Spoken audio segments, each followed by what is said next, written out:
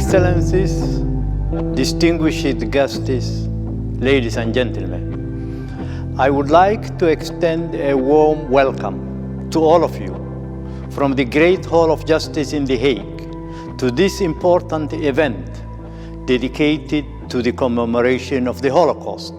It's a great honor and privilege for me to be able to address again this commemoration. On 1 November 2005, the United Nations General Assembly designated 27 January as an annual International Day of Commemoration in memory of the victims of the Holocaust. It's a day to remember and honor the millions who were exterminated because they had a different religious or ethnic origin, because they were simply the other. It's an opportunity for collective pause and reflection, an occasion to recall the unimaginable horrors of the past, an occasion to reaffirm our commitment to the outlawing of genocide and the strict observance of human rights, and ensure that similar atrocities will never happen again in the future. The theme of this year's commemoration is the compensation, reparation, and restitution for victims and survivors of the Holocaust.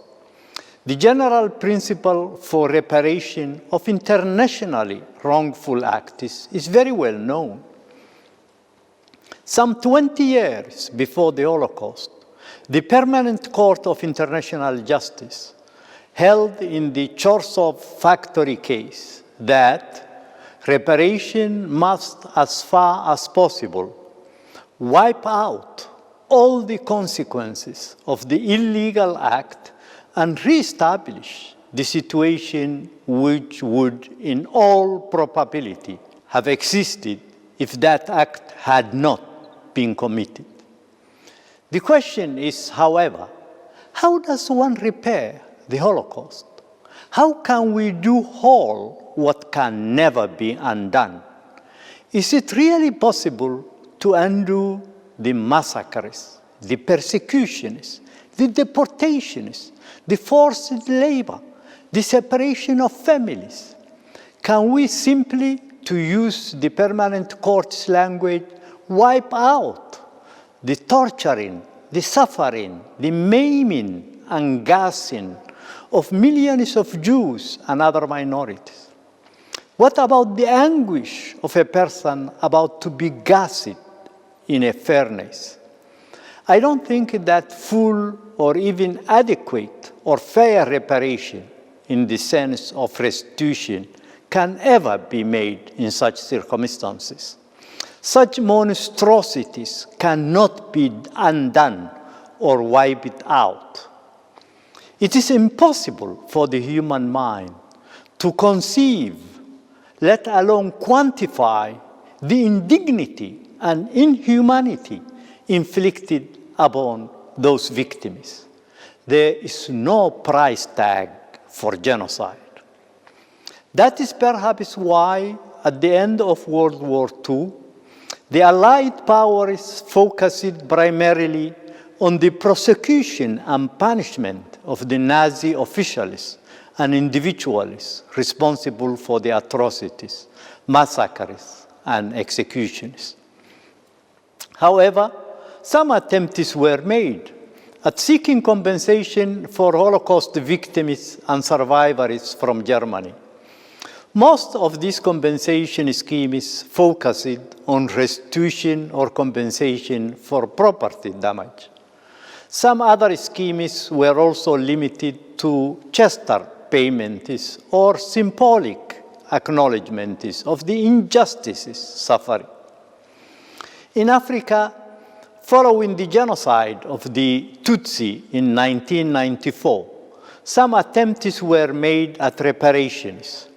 At the national level, the government of Rwanda established a fund for neediest survivors of genocide in 1998, with some remarkable results. This was not followed at the international level, however. In 2002, the president of the International Criminal Tribunal for Rwanda urged the United Nations Security Council to provide compensation to victims, but this plea was not given effect. It is difficult to identify any general principles in international law for the reparation of victims of mass murders or genocides.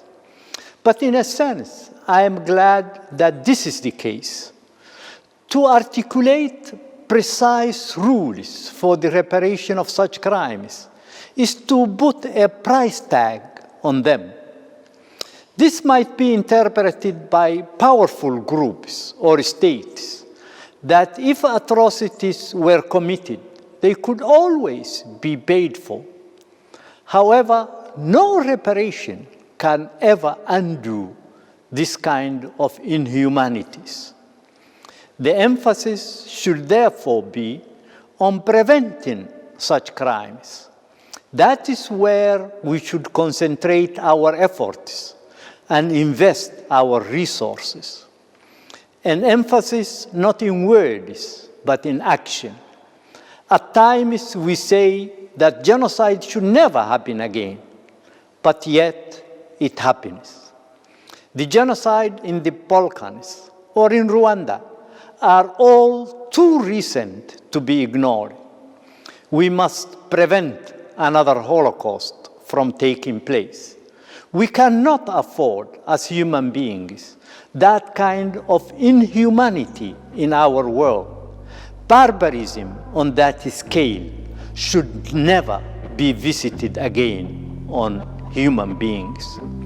I declare this remembrance event open.